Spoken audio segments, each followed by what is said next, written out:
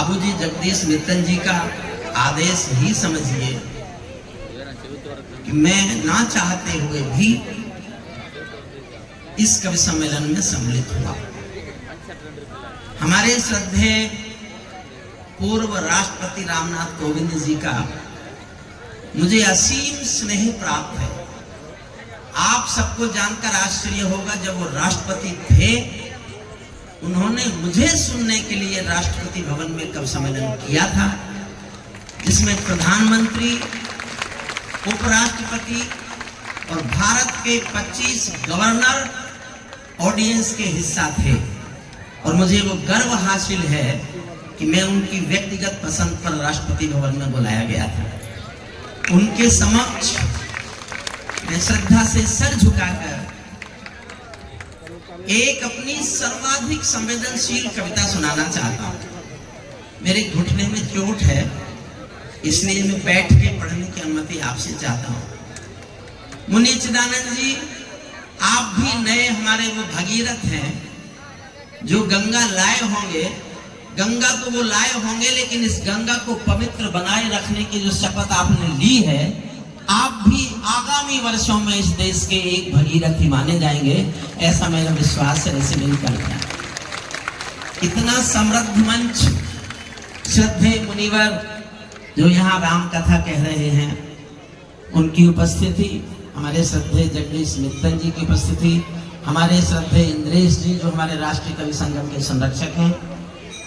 मैं एक अशोक बत्रा जी, सबको समय बराबर मिलना चाहिए, मुझे भी उतना ही मिलना चाहिए, लेकिन मेरे लिए वो थोड़ी सी छूट दे रहे हैं। मैं एक बहुत अपने जीवन की संवेदनशील कविता सुना रहा हूं। मैंने 29 साल हिंदुस्तान में कश्मीर का दर्द गाया और मैं रोज कहता था कि मैं कल्पना कर रहा हूं, आशा कर रहा हूं, उम्मीद कर रहा हूं कि मेरी ये कविता मर जाए। और मैं दुनिया का सबसे खुश होने वाला आदमी था जब 5 अगस्त 19 को 370 खत्म हुई। मेरी खुशी का सबसे बड़ा दिन था। उस दिन वो मेरी कविता मरी, उस दिन के बाद मैंने नहीं सुना।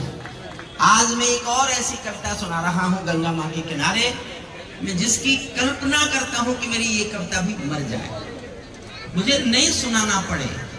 लेकिन अभी हालात हैं, और जब तक हालात हैं, सिंहासन पर कोई बैठा हो, मैं अपनी संवेदनाएं गाने की हिम्मत भी करूंगा और कोशिश भी करूंगा। मुझे बैठने की अनुमति ताली बजाकर दे दीजिए।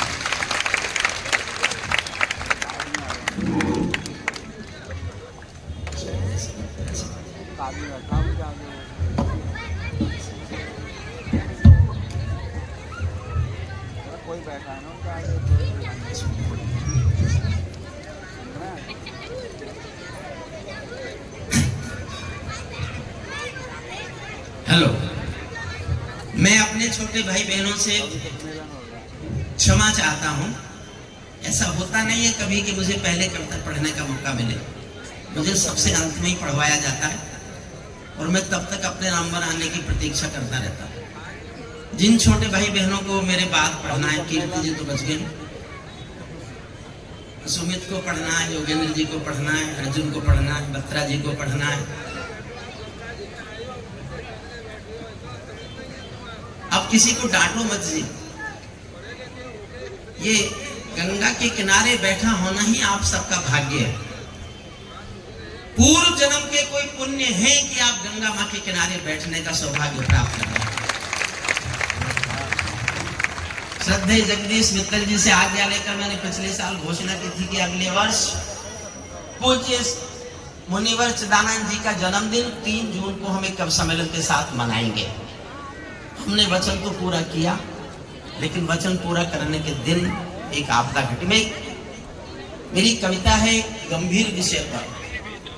गंभीर विषय हमने मुनिवरों के मुंह से भी सुबह से सुना। मुनि चिदानंद जी ने भी उसकी चर्चा की कि कम से कम ऐसा देश तो बने जिस देश में कोई भूखा ना सोए, कोई भूखा ना सोए। अगर रात को कोई बिना पेट भरे खाली पेट सोता है या भूख से आत्महत्या करता है, तो देश कितना भी विश्वगुरु हो जाए, उस देश को दुनिया कभी महान स्वीकार नहीं करेगी जिस देश में लोग भूख से तड़फ कर मरेंगे। ये मेरी बहुत संवेदनशील कविता है। मैंने बहुत साल पहले लिखी थी और मैं आशा करता हूं कि अब हम उस समय में आ जाएंगे कि ये सब खत्म होगा, ये कविता भी मेरी मरेगी। मैं आज गंगा माँ के किनारे ये सोच के पढ़ रहा हूँ कि मुझे मौका नहीं मिलेगा। हमारी मोदी जी की सरकार ऐसी व्यवस्थाएं कर देगी, की भी है। 80 करोड़ लोगों को फ्री में राशन देना दुनिया की एक बड़ी घटना है जो शायद संसार में कहीं कभी घटी नहीं। लेकिन फिर भी भूखमरी है। हम जिस क्षेत्र में रहते हैं यहाँ से इस घटना, उस कमी की दिखाई नहीं देती वो कमी, लेकिन देश के कुछ हिस्सों में बहुत बुरे हालात हैं। मैं तो बहुत, देखिए मुझे या तो सपने नहीं आते और मुझे आंसू भी नहीं आते। आज मैं रोया भी और मैं दिन में थोड़ी देर सोया तो मुझे सपने भी आए। उन सपनों में मुनिवर चिदानंद जी पूरे देश की जनता को रुद्राक्ष के पेड़ के साथ बांटते हुए दिखाई दे रहे थे। आप सब लोग भी शपथ ले लो कि आप 5-5 पेड़ लगाएंगे, तो आज मुनिवर के जन्मदिन का हमारा सच्चा संकल्प होगा ये कि हमने कुछ किया। मैं कभी कभी रोता हूं, पत्थर आदमी हूं बिल्कुल, या आदमी जैसा पत्थर हूं। जीवन भर अकेला जिया हूं, अकेला। ये कविता जो मैंने लिखी थी बहुत रो के लिखी थी। मुझे अशोक बत्रा जी समय दे देंगे, 5 मिनट का दिया है तो मुझे 7 मिनट दे देंगे, 8 मिनट दे देंगे। मैं सुनाता हूं कविता। मेरा गीत चांद है ना चांदनी है आजकल, मेरी संवेदना साथ महसूस कीजिएगा। मेरा गीत चांद है ना चांदनी है आजकल, ना किसी के प्यार की ये रागनी है आजकल। मेरा गीत हास्य भी नहीं है, माफ कीजिए, साहित्य का भाष्य भी नहीं है, माफ कीजिए। मैं गरीब के रुदन के आंसुओं की आग हूँ, मैं गरीब के रुदन के आंसुओं की आग हूँ। भूख के मजार पर जला हुआ चिराग हूँ, भूख के मजार पर जला हुआ चिराग हूँ, भूख के मजार पर जला हुआ चिराग हूँ। मेरा गीत आरती नहीं है राजपाट की, कसमसाती आत्मा है सोए राजघाट की। मेरा गीत झोपड़ी के दर्दों की जुबान है, भूखमरी का आईना है, आंसू का बयान है, भूखमरी का आईना है, आंसू। बहुत गंभीर होकर सुनना।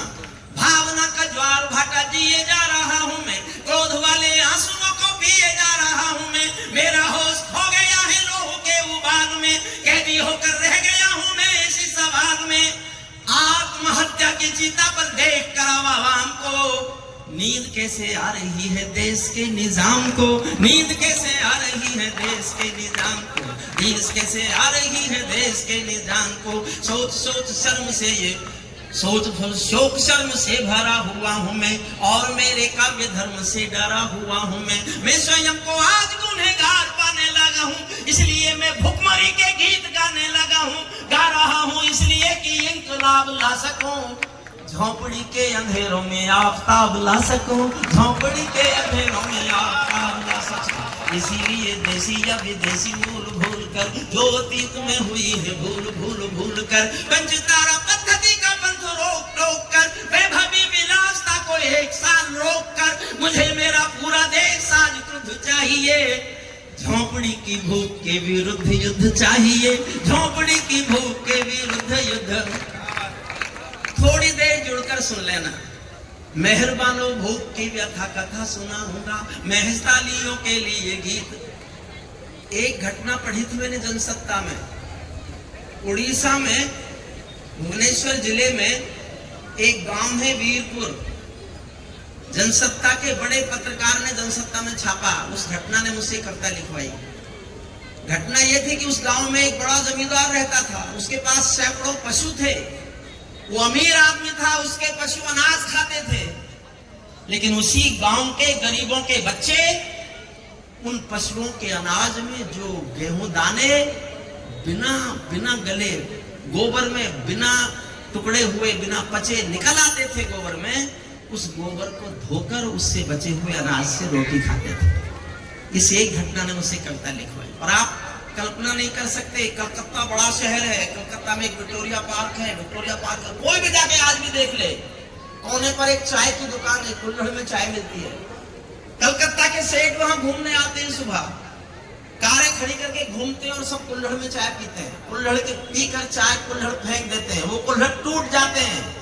आसपास के गरीबों के बस्तियों के भूखे बच्चे टूटे हुए कुल्हड़ में चाय की नमी चाटते हैं। ये इस देश का सच है, ये इस देश की सच्चाई है। तब मेरी कविता सुनिए। मेहरबान हो भूख की व्यथा कथा सुनाऊंगा, महज तालियों के लिए गीत नहीं गाऊंगा। शायद आप सोचते हो ये विषय फिजूल है, किंतु देश का भविष्य ही मेरा उसूल है। आप ऐसा सोचते हैं तो भी बेकसूर हैं, क्योंकि आप भुखमरी की त्रासदी से दूर हैं, क्योंकि आप भुखमरी की त्रासदी से दूर हैं। आपने देखी नहीं है भूखे पेट की तड़प, काल देवता से भूखे तन के प्राण की झड़प। मैंने ऐसे बचपनों की दास्तान कही है, मैंने ऐसे बचपनों की दास्तान कही है, जहां माँ की सूखी छातियों में दूध नहीं है, जहां माँ की सूखी छातियों में दूध नहीं है। यहाँ गरीबी की कोई सीमा रेखा ही नहीं। एक बड़ा सच गा रहा हूं देश का, पूरे सदन की तालियां चाहता हूं इस दुख व्यक्त करने के लिए। यहाँ गरीबी की कोई सीमा रेखा ही नहीं। लाखों बच्चे हैं जिन्होंने दूध देखा ही नहीं, लाखों बच्चे हैं जिन्होंने दूध देखा नहीं। शर्म से भी शर्मनाक जीवन काटते हैं वे, कुत्ते जिसे चाट चुके झूठन चाटते हैं वे। भूखा बच्चा सो रहा है आसमान ओढ़कर, माँ रोटी कमा रही है पत्थरों को तोड़कर। जिनके प्राण नंगे हैं लिबास तार तार है, जिनके पांव नंगे हैं लिबास तार तार है, जिनकी सांस सांस साहूकारों के उधार है। बिना प्राण खो रहे हैं, आत्महत्या कर रहे हैं, भूख के शिकार हैं, आत्महत्या कर रहे हैं भूख। बेटियां जो सरमोहया होती हैं जहान की, भूख ने तोड़ा तो वस्तु हो गई दुकान की। भूख आस्थाओं का स्वरूप बेच देती है, निर्धनों की बेटियों का रूप बेच देती है। भूख कभी कभी ऐसे दांव बेच देती है, भूख कभी कभी ऐसे दांव बेच देती है। सिर्फ 2000 में माँ बेटा बेच देती है, सिर्फ 2000 में माँ बेटा बेच देती है। भूख आदमी का स्वाभिमान तोड़ देती है, आन बान शान का गुमान तोड़ देती है। भूख सुदामाओं का भी मान तोड़ देती है। और एक पंक्ति इतिहास से छीन के लाया हूं, मुनिवर आपके चरणों में रखता हूं। अच्छी लगे आप तक पहुंच जाए, इतिहास कोशिश करता है छीन के ले जाए मुझसे पंक्ति, लेकिन जनता मेरा साथ देती है, पंक्ति मेरे पास रहती है। इस पंक्ति पर मन चाहूंगा पूरे सदन का। भूख आदमी का स्वाभिमान तोड़ देती है, आन बान शान का गुमान तोड़ देती है। भूख सुदामाओं का भी मान तोड़ देती है, महाराणा प्रताप की भी आन तोड़ देती है, महाराणा प्रताप की भी आन। किसी किसी मौत पर धर्म कर्म भी रोता है।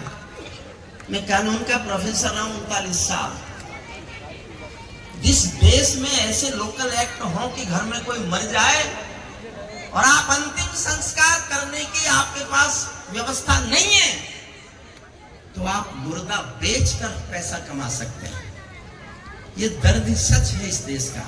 4 पंक्तियां फिर आपका समर्थन मांगती हैं। किसी किसी मौत पर धर्म कर्म भी रोता है, क्योंकि क्रियाकर्म का भी पैसा नहीं होता है। घर वाले गरीब सुगम सहेज लेते हैं, बिना दाहे संस्कार मुर्दा बेच देते हैं। थोक का धिक्कारता हूं मैं ऐसे विकास को, जो कफन भी दे ना पाए किसी की लाश को, जो कफन भी दे ना पाए निर्धनों की लाश।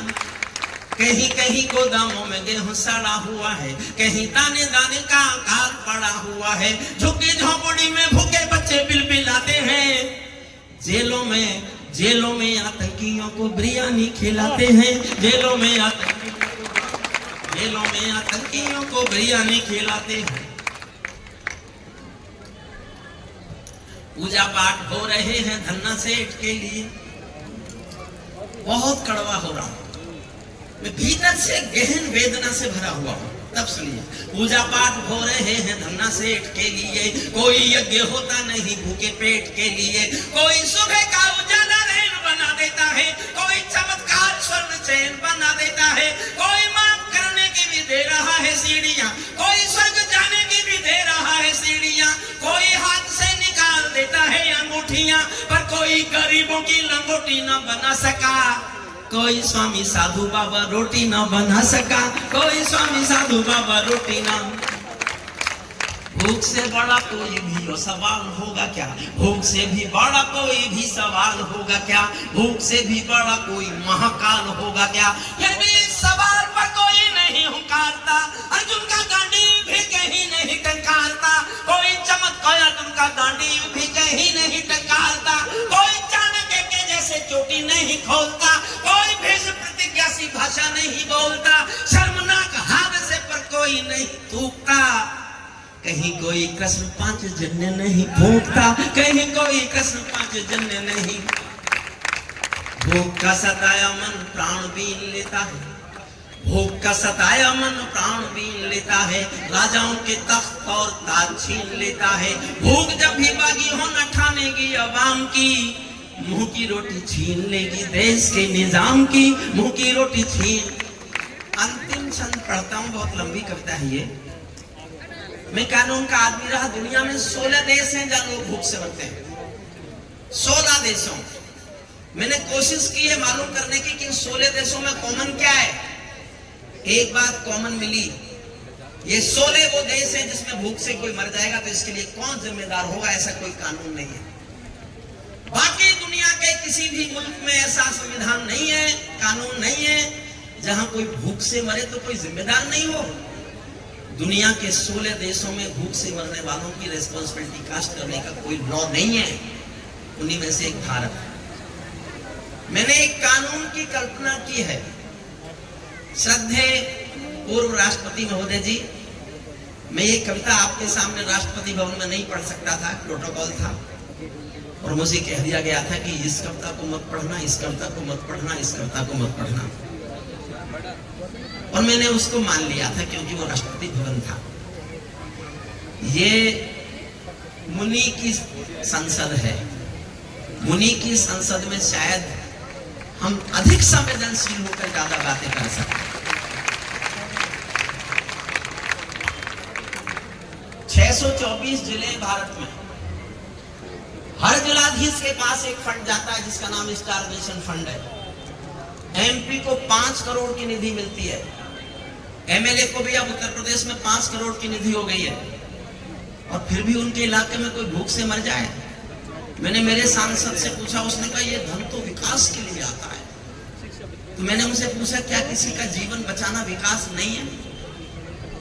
तो मैंने कोशिश की थी तभी कि सुप्रीम कोर्ट का कोई सिरफुरा न्यायाधीश जिस दिन ये फैसला लिख देगा, right to live include right to food, उस दिन समस्या हल होगी, उस दिन समस्या हल होगी। मैं एक कानून की कल्पना में अंतिम छंद पढ़ता हूं, उन्हें अपने छोटे भाई बहनों से माफी चाहता हूं उनसे पहले पढ़ने के लिए, और इसके बाद में 4-6 लाइन और सुनाऊंगा। बस ये अंतिम छंद सुन लीजिए। भूख का निदान झूठे वायदों में नहीं है, एक कानून बचा सकता है बस, और मैं दावा करता हूं जिस दिन इस देश में एक कानून आ गया, एक भी मौत भूख से नहीं होगी। आप खाद्य विभाग के ऐसे ऐसे आंकड़े आप सुने तो रो पड़े। भारत को भूख से बचाने के लिए जितना अनाज चाहिए उससे 2 गुना तो हमारे चूहे नष्ट करते हैं भारत में। ये खाद्य विभाग के सरकारी आंकड़े। भूख का निदान झूठे वायदों में नहीं है, सिर्फ पूंजीवादियों के फायदों में नहीं है। भूख का निदान जादू टोनों में भी नहीं है, दक्षिण और वामपंथ दोनों में भी नहीं है। भूख का निदान कर्णधारों से नहीं हुआ, गरीबी हटाओ जैसे नारों से नहीं हुआ। भूख का निदान प्रशासन का पहला कर्म है, गरीबों की देखभाल सिंहासन का धर्म है। इस धर्म की पालना में जो किसी से चूक हो, उनके साथ मुलजिमों के जैसा ही सलूक हो, उनके साथ मुलजिमों के जैसा, उनके साथ मुलजिमों के जैसा ही सलूक हो। भूख से कोई मरे यह हत्या के समान है। पूरे कानूनी पहलू में मेरे पास कोई भी आके बहस करे, बता सकता हूं दुनिया में इसके सिवा और कोई कानून हो ही नहीं सकता। भूख से कोई मरे यह हत्या के समान है। हत्याओं के लिए फांसी देने का विधान है। कानूनी किताबों में सुधार होना चाहिए। भूख का किसी को जिम्मेदार होना चाहिए, भूख का किसी को जिम्मेदार होना चाहिए। भूखों के लिए नया कानून मांगता हूं मैं, भूखों के लिए नया कानून मांगता हूं मैं। जुनून मांगता हूँ मैं, खुदकुशी या मौत का जब भुखमरी आधार हो, उस जिले का जिलाधीश सीधे जिम्मेदार हो, उस जिले का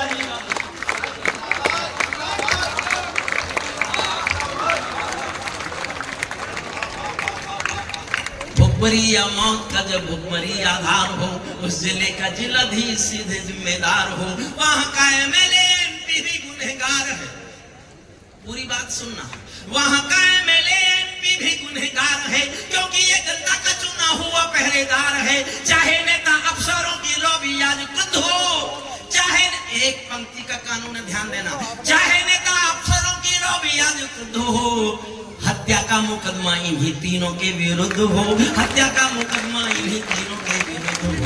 अब केवल कानून व्यवस्था को रोक सकता है, भुखमरी से मौत एक दिन में रोक सकता है। आज से ही संविधान में विधान कीजिए, एक दो कलेक्टरों को फांसी टांग दीजिए, एक दो कलेक्टरों। 2 मिनट और बोलता हूँ। हमारे सत्य राष्ट्रपति जी जो मेरा केवल अपने राष्ट्रपति भवन में नहीं सुन सके, सरब अपना तो आप राष्ट्रपति ना, ये राष्ट्रपति भवन है। अंतिम कुछ पंक्तियां पढ़ता हूं। अभी तालिबान की घटना घटी, तालिबानियों ने बंदूक के बल पर अपना एक देश कब्जा लिया। मैं उस कविता का केवल अंतिम हिस्सा इसलिए सुनाता हूं, उनके प्रेस प्रवक्ताओं ने बयान दिए कि हमारा अगला लक्ष्य कश्मीर की आजादी है। हमने काबुल और अफगानिस्तान आजाद करा लिया, अब हम भाईचारे के नाते जम्मू कश्मीर के जिहादियों की मदद करेंगे और जम्मू कश्मीर को आजाद कराएंगे। तब मैं उनको सुनाने के लिए आपको चंद पंक्तियां सुना रहा हूं, क्योंकि वो मैंने एक संवेदनशील कविता सुनाई। जितनी तालियां सुनने का मुझे अभ्यास बढ़ गया है, मैंने नहीं सुनी, और मैं बिना ताली सुने जाऊंगा तो आज भी सुन लेता हूं। अब मुझे कहना नहीं है, मैं जो पढ़ने जा रहा हूं, आप ताली बजाने से रोक के दिखा सको, अपने को तो रोक के दिखाना। मैं उछालूंगा आपको ऊपर, ताली बांधो अपने घर में, नाचो कूदो खेल करो, केवल 2 मिनट। ताली बांधो अपने घर में, नाचो कूदो खेल करो, जिससे चाहो जंग करो तुम, जिससे चाहो मेल करो, लेकिन मेरे कश्मीर के संबंध देखना बंद करो। पाकिस्तानी गरम तवे पर हाथ सेकना बंद करो, पाकिस्तानी गरम। अब मैं बताता हूं मैं क्या हूं। पाकिस्तानी गरम तवे पर हाथ सेकना बंद करो। तालिबानी अब्बा चाचा जो भारत में आएंगे, तालिबानी अब्बा चाचा जो भारत में आएंगे, ओसामा की तरह समंदर में दफनाए जाएंगे, ओसामा की तरह समंदर में दफनाए, ओसामा की तरह समंदर में दफनाए जाएंगे। हम घाटी में आतंकी अभियान कुचल कर रख देंगे, हम घाटी में आतंकी अभियान कुचल कर रख देंगे, कोयल के घर कौवों का अरमान कुचल कर रख देंगे, जो घुसपैठी घाटी में बारूदी गर्म हवा देंगे, हम उनको जन्नत की 70 हूरों से मिलवा देंगे, हम उनको जन्नत की 70 हूरों से मिलवा देंगे। चंद किराए के ये गुंडे और तमंचे पिंडी के, चंद किराए के ये गुंडे और तमंचे पिंडी के, सौदागर बनकर बैठे हैं आतंकों की मंडी के। पहले इनको संविधान की परिभाषा में समझा दो, ना समझे तो फिर बुलडोजर की भाषा में समझा दो, ना समझे तो फिर बुलडोजर की,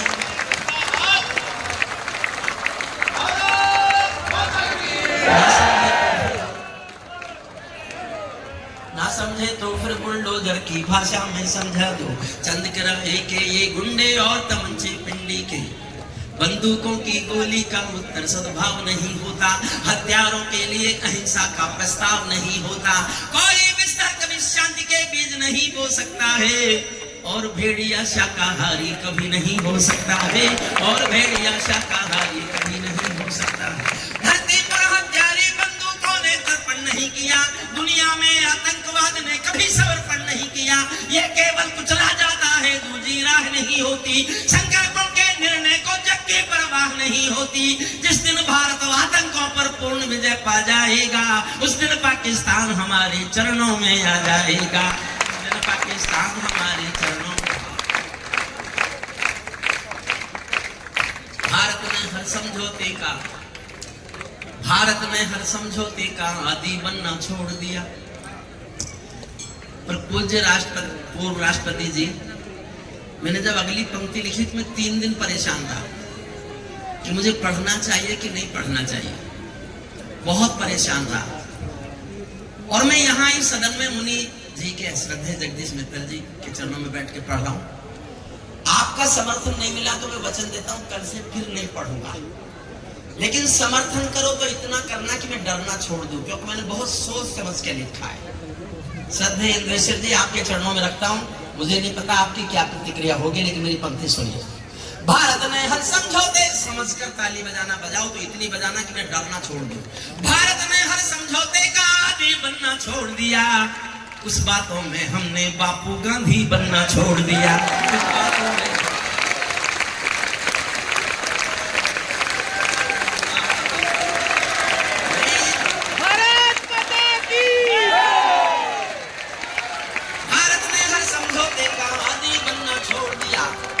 कुछ मसलों में हमने बापू गांधी बनना छोड़ दिया। नई सदी का भारत है ये 62 वाला दौर नहीं, हम भी दुनिया के दादा हैं, दिल्ली है लाहौर नहीं। हमने अपने संविधान से 370 मिटा दिया, नेहरू जी ने डाला था जो सांप गले से हटा दिया। उरी का उत्तर घर में घुसकर चोट से देना सीख लिया, पुलवामा का उत्तर बालाकोट से देना सीख लिया। पुलवामा का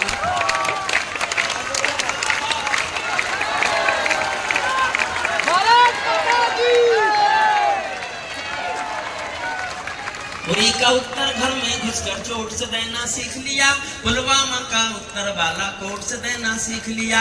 रावलपिंडी के दिल में जब खोट दिखाई देता है, उनको सपनों में भी बालाकोट दिखाई देता है, उनको सपनों में। पूज्य मुनि जी, आपके चरणों में बैठकर आपसे आज्ञा लेकर अंतिम 2 पंक्तियां पढ़ता हूं। मुझे नहीं पता आप कितना प्यार कैसे सुनेंगे। इस देश में एक नया फैशन चला कि कवि केवल सरकार के खिलाफ लिखे तो कवि है। मैं इनका भारत का सबसे बड़ा वीर रस का कवि भूषण थे। उन्होंने शिवाजी के खिलाफ नहीं लिखा था, शिवाजी की प्रशंसा की थी, शिवाजी के राज की प्रशंसा की। फैशन चला एक वामपंथी फैशन की, सरकार को गाली दो बस। मैं भी दिया करता था जब सरकार गाली देने लायक थी।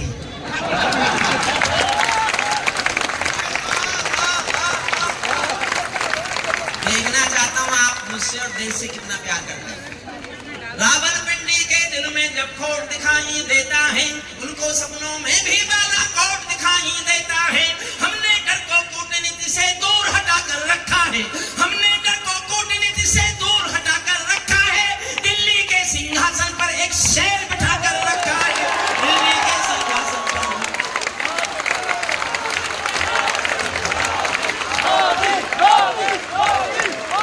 आखिरी लाइन सुन लीजिए, आखिरी लाइन। भारत की संसद ने कस्में खा खा कर स्वीकारा है, भारत की संसद ने कस्में खा खा कर स्वीकारा है। पाकिस्तानी कब्जे वाला सब कश्मीर हमारा है, पाकिस्तानी कब्जे वाला अपना होने वाला है। मोदी है तो मुमकिन है कल ये सच होने वाला है।